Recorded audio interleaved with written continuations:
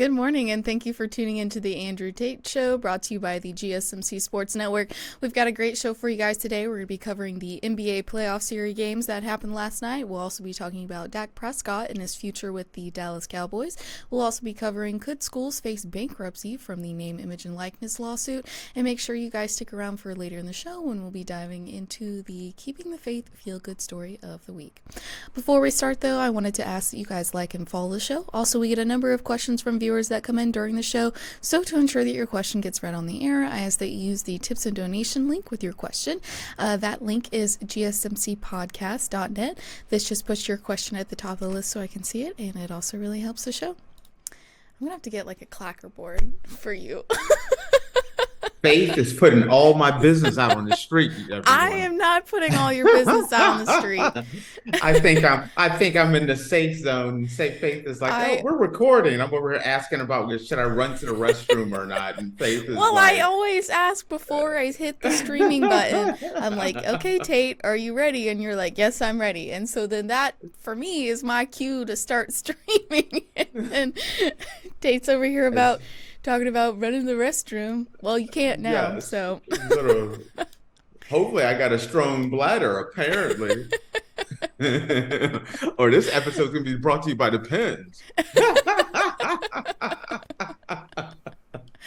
How are you doing, Faith? I'm good. I'm doing good. It's a lovely Tuesday morning.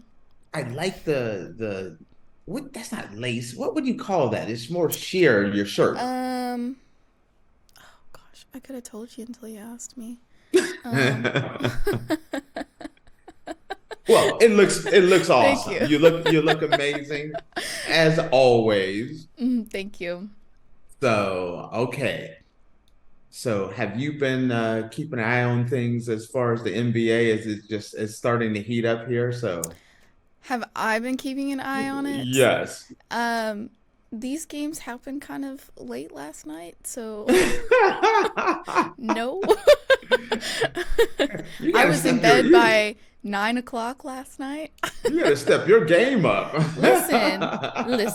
I am doing the best that I can right now, but I do have to get up early in the morning for this show, so it's either Faith stays up and watches all the games, and she's groggy in the morning, or she goes to bed at a decent time and she's nice and peppy in the morning. So, although I'm going to tell you, yesterday I saw you. You were like holding so hard, trying not to yawn like 3 different times. You're like, yeah. Oh God, I'm about to burst here. You're talking about starting late. I think that Laker game for me started at 3 a.m. in the morning. Yeah, no, thanks. I get up in the morning and then I watch the game. So the games are over. Do you know how hard it is to watch games after they're over? Yes, but you don't want anyone, you don't want anything to show you. So you're like, you don't want anybody spoiling anything. Well, nope, I don't want to watch this. I'm not going to do this. So I got to watch the games with not someone, ruin it for you is hard. Yeah. Especially, alerts on your phone. You go to YouTube and things, and it's just kind of hard to do. So. Yeah. Alrighty. So, all right. I'm getting over to the left of here. I'm getting some signals, and I'm just kind of So okay. Was inquiring this. If we were actually live yet. So I'm like, yes, we are. So, and I keep getting the signal and I'm like, I'm trying to concentrate on my girl Faith over here right now. Alrighty. So let's just dive right into this. We're going to start off with the Nuggets and the Lakers. So Jamal Murray sinks a shot at the buzzer to cap a 20-point comeback and lead Nuggets past the Lakers 101-99. Jamal Murray didn't even see the biggest basket of his career, at least not live. He didn't. Murray swished a step back 15-footer over Anthony Davis at the buzzer Monday night, giving the Denver Nuggets a stunning 101-99 over the win over the Los Angeles Lakers and capping a comeback from a 20-point second half deficit. Murray tumbled into the Nuggets bench along with Davis just as his shot fluttered the net, and roar from the crowd shook Ball Arena. I just lost my balance and fell. I think AD was in my way or somebody was in my way, and I just heard everybody scream, and that's how I knew it went in, said Murray, who was mobbed by his teammates after his bucket gave the reigning NBA champion their 10th consecutive win over the Lakers. More importantly, it gave Denver a 2-0 lead in their Western Conference series that shifts to Los Angeles for Game 3 Thursday night. Murray missed 13 of his first 16 shots and was easily the most flustered, frazzled, and frustrated of all of his teammates when it appeared the Nuggets would lose to the Lakers for the first time in 494 days. I told my teammates I was struggling. I'm going to look for y'all, and every single one of them told me to keep shooting, recounted Murray, who did just in going 6 for 8 and 14 points in the fourth quarter to finish with 20 points. So, big shot at the end of the game. First off,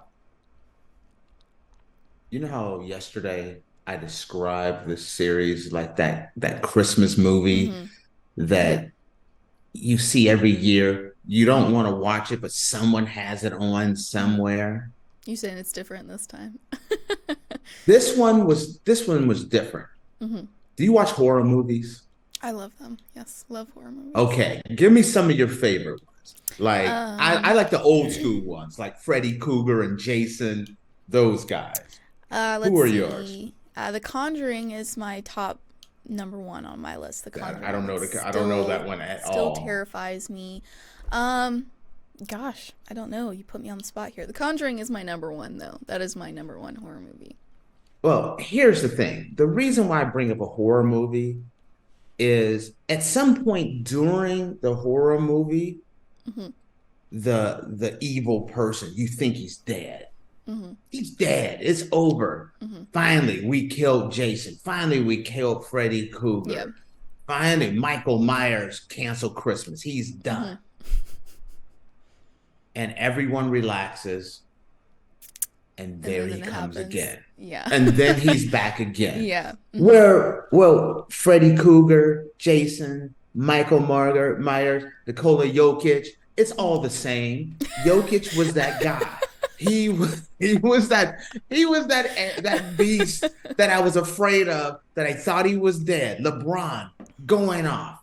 Anthony Davis going off.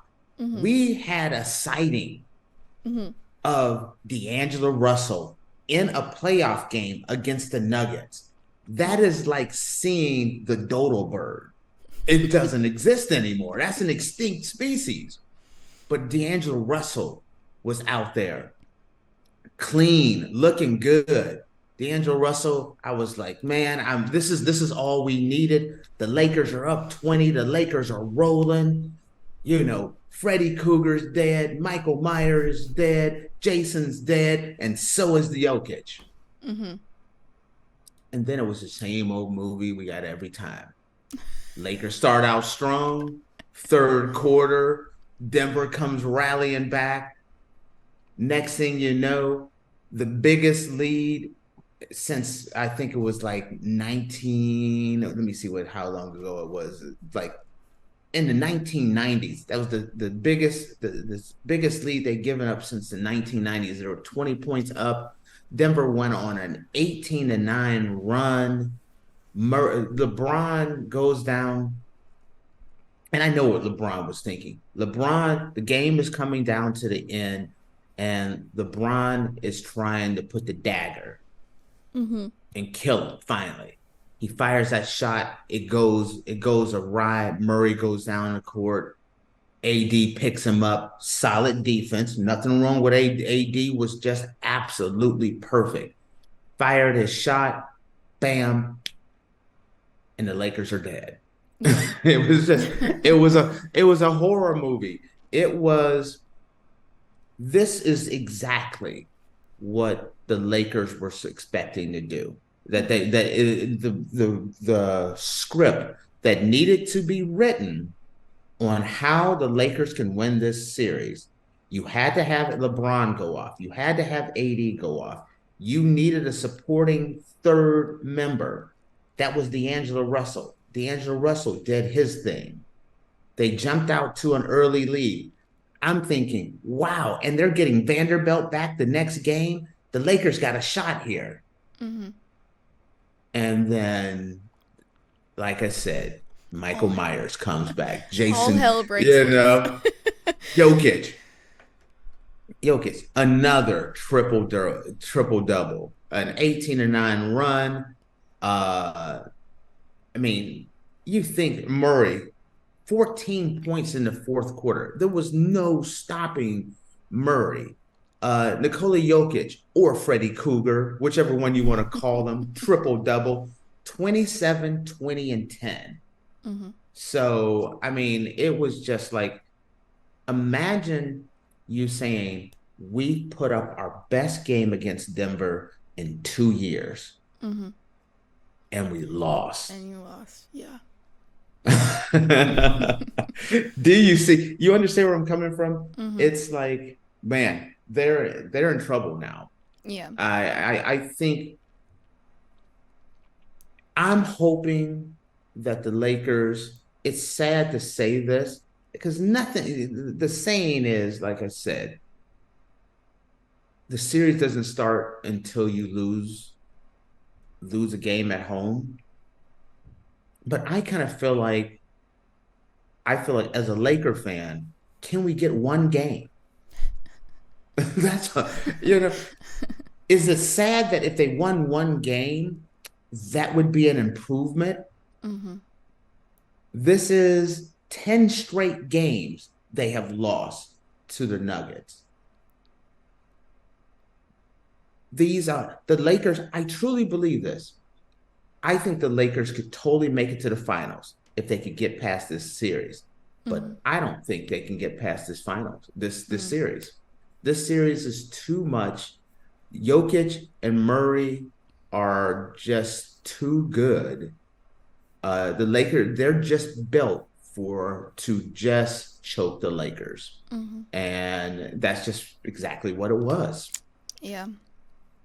So you can see why I consider it the Michael Myers, Jason, Freddy Cougar, Nikola Jokic. Mm-hmm. Those are the things that I wake up. Those are my horror movies right there.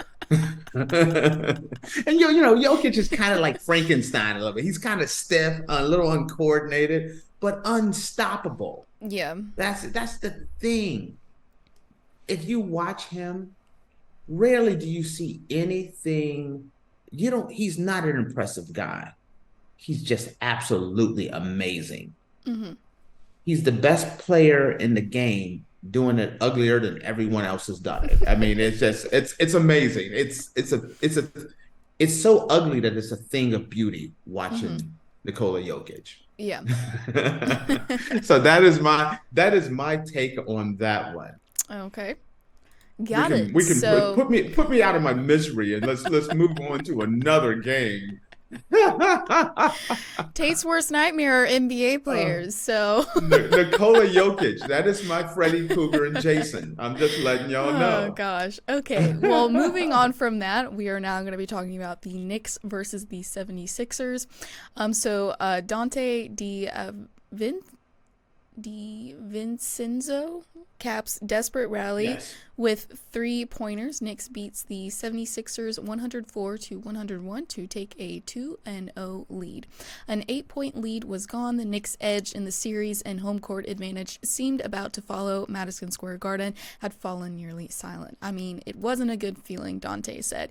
Moments later, it was bedlam. Dante made a go-ahead 3-pointer with 13 seconds remaining after a desperate scramble, and New York beat the Philadelphia 76ers 104-101 on Monday night to take a 2-0 lead in their first-round playoff series. The Knicks trailed by 5 points within the final 30 seconds before one of the most stunning rallies in playoff history, starting when Jalen Brunson finally got a shot to fall during an otherwise miserable shooting night. Brunson's 3-pointer from the center bounced on the rim and fell in, cutting to a 101-99 with 27 seconds remaining. remaining. Josh Hart stole the ball from Tyrese Maxey to get the ball back from the Knicks, but Dante missed a three-pointer. Isaiah Hortenstein grabbed the rebound and passed it to OG Anunoby. Okay. Mm-hmm. Which got it back to Dante, who hit that one to make 102 to 101. It was hectic, it was crazy, but at that point we had nothing to lose, Hart said. Got to get as physical as we can, and it panned out. So another no, this was different. Same. I mean, this different but the same. Yeah, it was the same as the game as before. Yeah. This is what I looked at when I watched this game. Mm-hmm. One team, it was clear. Mm-hmm. It is crystal clear that the best two players on the court, the best two players on both teams belong with the Philadelphia 76ers. You know, Tyrese Maxey was a force. 35 points, played 44 minutes. He, 10 assists, 9 rebounds, almost got a triple-double. Joel Embiid, possibly the best player in the league, our current MVP, he played 39 minutes. I'm shocked over that.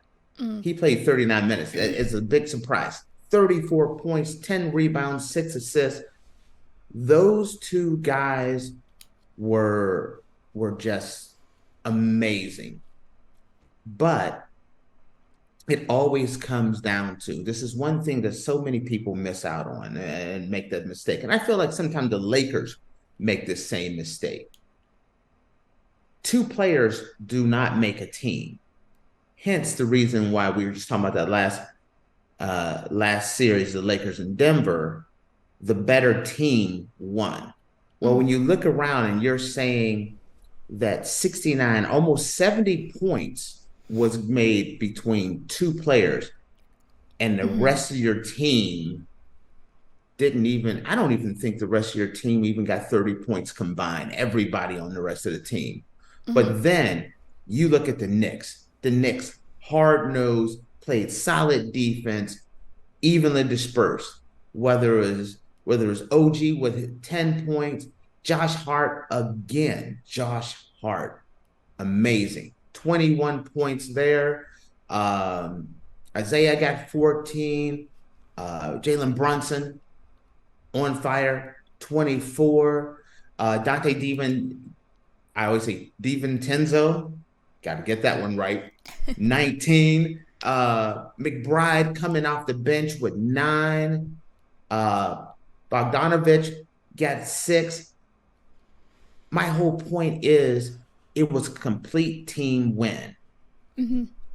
You got your bench involved.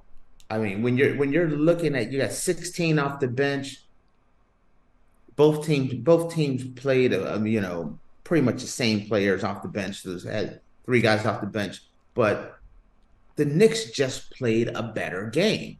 A better team game. Yeah. As I said before, the best 2 players were clearly on the Knicks side.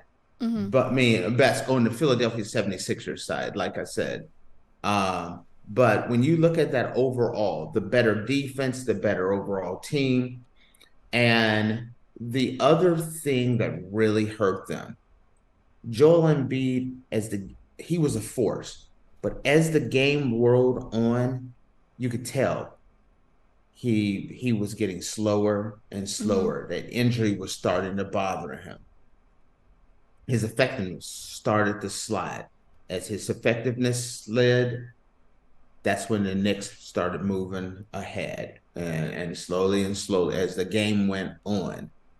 Joel Embiid is doing everything under the sun to keep the 76ers into it, but he's rolling he's rolling on a flat. And it was very obvious that injury was bothering him. Mm-hmm. And it cost them. It was a close game. They could have won this game. And then you had a series. Then you had a real series. But the better team won. Mm-hmm. So, okay, what do we have next? We also have the Cavaliers and Orlando Magic. Donovan Mitchell scores 23 as Cavaliers power to a 96-86 win over Magic and a 2-0 lead in the series. Throughout the two games, the Cavaliers have been tough guys in these playoffs. This year, they're the bullies. Donovan Mitchell scored 23 points. Jarrett Allen had 20 rebounds, and Cleveland outlasted the Orlando Magic 96-86 on Monday night in a second straight slugfest to take a 2-0 lead in their first round Eastern Conference series. It's been an impressive opening for the Cavaliers, who spent the regular season waiting for a chance to redeem themselves following last year's first round exit against the New York Knicks, who punished Cleveland in 5 games. The Cavs were labeled soft, especially Allen, who was criticized for saying the lights were too bright. They flipped the script so far. It was very satisfying, Allen said. It shows that we've grown not only as a team but as individuals. We're not folding under pressure. We do have our moments, but as a whole, I feel like we've taken a huge step.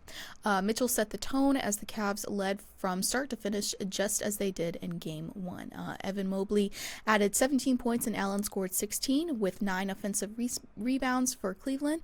He's the third player in team history to get 20 rebounds in a playoff game, joining Kevin Love, 21, and Brad Daugherty with 20. It means a lot, Allen said. It's good company. Okay. This was a defensive battle. Mm-hmm. And the rebounding was the key. Mm-hmm. That's what separated these two. When you look at Max, he had 9 rebounds for the Cavs. Mm-hmm. Evans had 7. You said Jarrett Allen, 20 big rebounds. Mm-hmm. Donovan Mitchell, he had 8. Garland had 3. Mm-hmm. That was the difference in the game. Right. Because when you're crashing the boards, you're pulling down the rebounds, no one really had a huge game. When you look around and you're like, Donovan Mitchell had 23 points. He was 23, 8, and 4. That's mm-hmm. what his stat line was. Really, that's just okay. But when you have a team cleaning the glass the way the Cavaliers did, mm-hmm. those offensive rebounds were enormous. Mm-hmm. And defensively, they really shut down the Magic. Mm-hmm. I think Magic shot 36% from the field, 20 and 25.7 from 3-point land. You can't do that. Mm-hmm. You can't shoot poorly, right? And get dominated on the boards. Mm-hmm. That is a recipe for a team getting smoked. Yeah. And the Cavaliers are just showing. It's kind of weird because there was a number of people that took the Magic to win this series, and the word about the Cavaliers they're soft. Well, guess what? The Cavaliers are the tougher team. Yes. Who's soft now? Exactly. It's like, yeah, until you corner them and he punches mm-hmm. you in the nose. Yeah. Then we talk about who really is soft. The mm-hmm. Cavaliers are playing mm-hmm. are playing textbook basketball. Yeah. Playing solid defense, quality rebounding, and no one is really dominating. When you look at Mitchell and you say 23 points from Mitchell, okay, mm-hmm. that's not, when 23 points is your leading scorer, that's not a great game, but that's what the Cavaliers do. The Cavaliers are there to play defense and rebound and shut down Orlando, and it is working like mm-hmm. a charm. Yeah. Cavaliers are up by 2. Really looking forward to seeing how this series changes mm-hmm. in Orlando, because when you're a young team, Faith, When shooting, for some reason, when you're younger, when you go home, you shoot at a much higher clip. And so I want to see, does that improve? Does the 3-point shooting improve? Does their overall shooting percentages improve? Does their rebounding improve when they're at home? Because if it doesn't, this series is over. Yeah. But it's not over yet. This is one that could go down to the wire. I want to see how Orlando performs in Florida. Yeah. So it'll be interesting to see. But with that, guys, we're going to take our first break. And when we come back, we're going to be talking about Dak Prescott and his future with the Dallas Cowboys. So make sure you guys stick around, and we will be back in a minute.